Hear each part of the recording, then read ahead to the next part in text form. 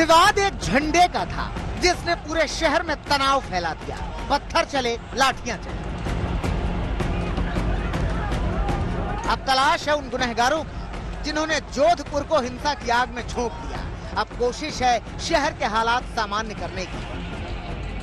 जोधपुर के हिंसा की आग में झुलसने पर 36 घंटे तक कर्फ्यू लगाना पड़ा।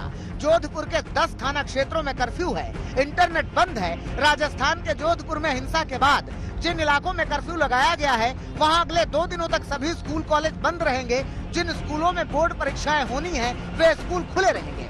अब तक पुलिस की तरफ से 4 FIR दर्ज की जा चुकी है। वहीं करीब 125 से ज्यादा लोगों को गिरफ्तार किया गया है।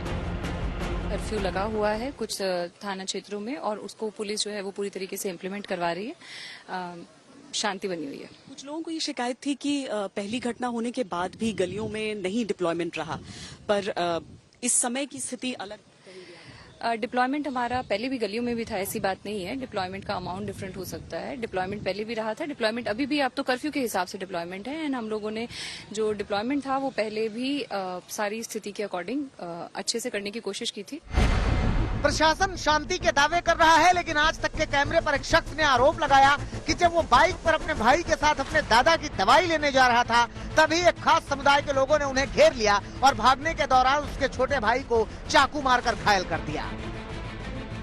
मारना स्टार्ट हो गया, हमको मारते हम लोग भागना स्टार्ट हुए। जैसे ही गाड़ी मोड़ी और गाड़ी मोड़ते ही हम लोगों के साथ में ऐसा हुआ कि मतलब पीछे से आके चाकू मार दिया गया। चाकू मारते ही उसको मतलब पता भी नहीं चला, जैसे तैसे उसको पकड़ के बैठा के कहीं आगे लेके गया। आगे ले जाने के बाद में पता चला कि भाई उसके चाकू लगे।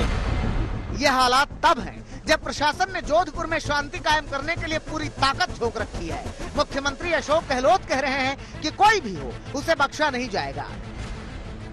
दंगा कराने वाले लोग हैं जो भागीदार बनते हैं, चाहे वो कोई जाति का हो, कोई धर्म का हो, कोई वर्ग का हो और कोई राजनीतिक पार्टी का हो, समान व्यवहार किया जाएगा। क्योंकि हम नहीं चाहेंगे कोई व्यक्ति को अधिकार है कानून को हाथ में लेने का।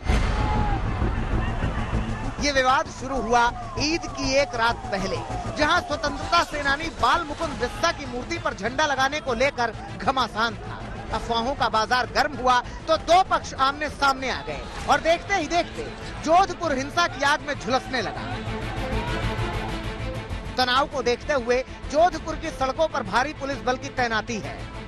अगर ये समूचा इलाका भी यहाँ पर आप देख लेते हैं तो यहाँ पर पुलिस बल की भारी मौजूदगी है। जो राजस्थान पुलिस है और राजस्थान आर्म्ड कांस्टेबुलरी है, उसके जवान आपको गलियों के भीतर नजर आ जाएंगे। राजस्थान पुलिस के जवान आपको यहाँ पर नजर आ जाएंगे। महिला पुलिस कर्मियों की भी तैनाती बड़ी संख्या में है, क्योंकि ये जो दायरा आप देख रहे हैं, ये जो चौक का हिस्सा आप देख रहे हैं जहां से शुरू हुई थी ये घटना, उससे लगती जो पतली पतली सकरी सकरी गलियां हैं वो जाकर अलग अलग अलग बस्तियों में बंट जाती हैं। कोई हिंदू मोहल्ला कहलाता है, कोई मुसलमानों का मोहल्ला कहलाता है। अभी से पहले ऐसा कभी हुआ नहीं था।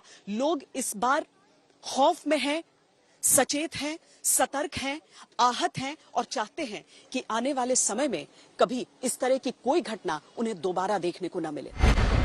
जोधपुर के बाजार दुकान सब बंद है, घर से निकलने पर पाबंदी है। जिन छात्रों के एग्जाम चल रहे हैं उनको प्रवेश पत्र दिखाने पर एक जगह से दूसरी जगह जाने की अनुमति दी गई है। बच्चे डर गए थे एग्जाम देने के लिए कि जाने के लिए क्या तकलीफ होगी, क्या प्रशासन क्या कहेंगे, इसलिए दिक्कत हो रही है हमको आने जाने में भी। पुलिस क्या कह रही है, रोक कर पूछताछ कर रही है? हाँ, पूछताछ कर रही है और हमको बोल रही है परमिट कार्ड दिखाइए और आप बच्चे को एग्जाम दिला के लेके आइए। अभी तो बेटर ही है सर। स्कूल जा रहे हैं? स्कूल जा रहे हैं छोड़ने के लिए बच्ची को। जी सर। आपको लगता है कि परिस्थितियां अब जो हैं वो पहले से बेहतर हैं? और बेहतर होनी चाहिए और बेहतर है अभी कल से। अब कोशिश है जख्मों को भरने की, दरारों को खत्म करने की। दोनों पक्षों के धर्म गुरुओं ने आपस में बैठक की, जिसका मकसद जोधपुर को पहले जैसा बनाना है। हम लोग तो ये निवेदन कर रहे हैं कि जिन्होंने गलती की है उनको बिल्कुल नहीं बख्शें, उनको बिल्कुल दंड दें। मैंने यही कहा आगे भी ऐसी कोई घटना न हो, इसके लिए भी पूरी सरकार जिम्मेवारी ले। जिस भाई से भी गलती हो, चाहे वो मुस्लिम हो या गैर मुसलमान भाई हो, हमारी प्रशासन से दरखास्त है कि उसको वाकई सजा दी जाए ताकि आइंदे से ऐसा कदम न उठाए। और जो पुलिस में नाइल्मी की बिना पर बेकसूर गिरफ्तार हुए हैं उनको मेहरबानी फरमाकर जल्दी तफ्तीश करके उनको रिहा किया जाए। इन सब के बीच जालोरी चौराहे पर अब पुलिस की तैनाती और बढ़ा दी गई है। पुलिस ने आरएसी के साथ फ्लैग मार्च भी किया है, लेकिन सवाल वही है कि आखिर जोधपुर को हिंसा की आग में कैसे झोंका गया? ईद के मौके पर प्रशासन की क्या तैयारी थी? आखिर क्यों हिंसा के पहले जरूरी एहतियात नहीं उठाए गए? सवाल यहाँ की सरकार और प्रशासन पर यह उठा कि जब पहला दंगा हो चुका था, उसके बाद भी यहाँ पर आखिर कर्फ्यू क्यों नहीं लगाया गया? क्यों ऐसा हुआ कि यहाँ पर शुरू हुआ टकराव गलियों के भीतर दंगों की शक्ल में, लहराते हुए तलवारों के साथ, फेंकते हुए पत्थरों के साथ, टूटती हुई बोतलों के साथ लोगों के सामने चलता रहा? क्यों ऐसा हुआ कि शुरुआती शिकायतों के बावजूद इस पर नियंत्रण नहीं किया गया? ये कुछ ऐसे अनसुलझे सवाल हैं जो जोधपुर से निकल रहे हैं। राजस्थान के अलग अलग इलाकों में होते सांप्रदायिक टकराव यहां पर आकर जोधपुर में भी नजर आए हैं, लेकिन इन सब को क्या कोई एक तार से जोड़ा जा सकता है? अशोक शर्मा और कैमरा पर्सन सैयद मोहसिन के साथ श्वेता सिंह, जोधपुर आज तक।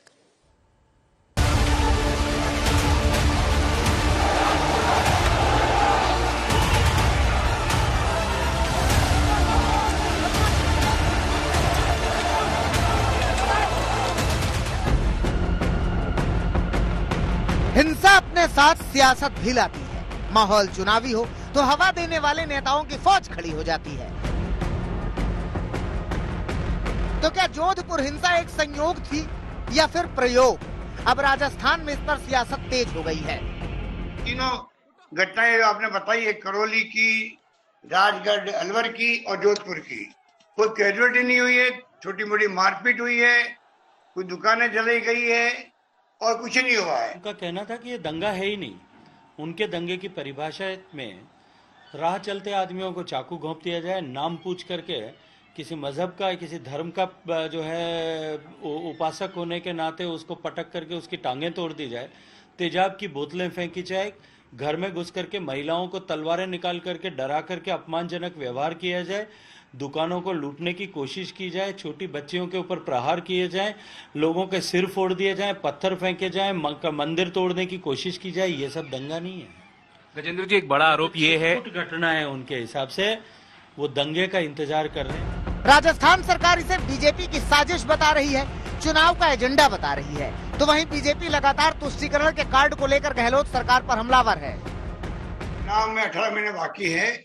अभी से इन्होंने राजस्थान को टारगेट बनाया हुआ है, क्योंकि राजस्थान को लेके बड़े चिंतित है। हमने यहाँ पर 3 साल 3.5 साल होने आए हैं, जिस प्रकार से यहाँ पर हमने एक के बाद एक उपलब्धि हासिल करी है। इस तरह की अनर्गल प्रलाप करना, अनर्गल बातें करना, अनर्गल आरोप लगाना, देखिए मुख्यमंत्री अपने आप को जादूगर कहलाना पसंद करते हैं और लोग भी उनके जो सराउंडिंग लोग हैं उनको जादूगर कहते हैं। मैं बहुत सालों से सोचता था कि उनमें जादूगरी किस बात की है कि वो जादूगर कहलाना और जो है कहलवाना पसंद करते हैं। जी जी, अब मुझे समझ में आता है।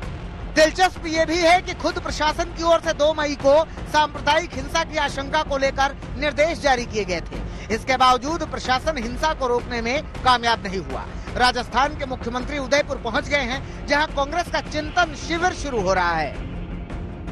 इसलिए ऐसे किसी भी ऑर्गेनाइजेशन को या इंडिविजुअल के खिलाफ कड़ी से कड़ी कार्रवाई होनी चाहिए, क्योंकि किसी को भी ये इजाजत नहीं दी जा सकती कि वो देश के सौहार्द के ताने बाने को, देश की संस्कृति को, देश के संस्कार को, देश की जो सहिष्णुता है उसकी ताकत को कमजोर करें। और जो लोग ये कर रहे हैं उनको खिलाफ इसमें एक पॉलिटिक्स करने की जरूरत नहीं है। सबको दुनिया भर को आप ज्ञान देते फिरते हैं, हमारे राजस्थान के मुख्यमंत्री साहब, तो अपने राज्य में पहले लागू करो ना ज्ञान, आप जो सबको बांट रहे हैं। कहा ही मैंने पहले कि उनको ये जिम्मेदारी दी गई है, कॉन्ट्रैक्ट दिया गया है उनको इस काम के लिए। तो जब तक कोई हंगामा ना हो जाए, जब तक अशांति न पैदा हो जाए, कानून व्यवस्था की स्थिति बिगड़ नहीं जाए, तब तक ये काम जारी रहेगा।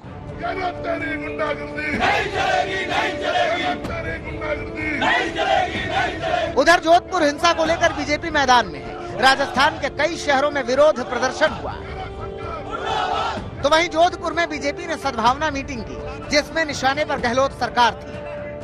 अंदर लिपापोती कर रहे थे, केवल अपराधियों को बचाने का प्रयास कर रहे थे। हमने उसका विरोध किया है और हमारा एक स्वतंत्रता सेनानी की मूर्ति को ढक दिया जाता है, पूरे शहर के लिए शर्म की बात है। और इस तरह से चलते हुए आदमियों को चक्कू तक मारे गए, यह कानून व्यवस्था की जर्जर कानून व्यवस्था की स्थिति सामने थी। इसलिए मैं ये कहना चाहूंगा कि राजस्थान के मुख्यमंत्री हमेशा इस बात को ढोलने के लिए औरों पे ढोल देते हैं।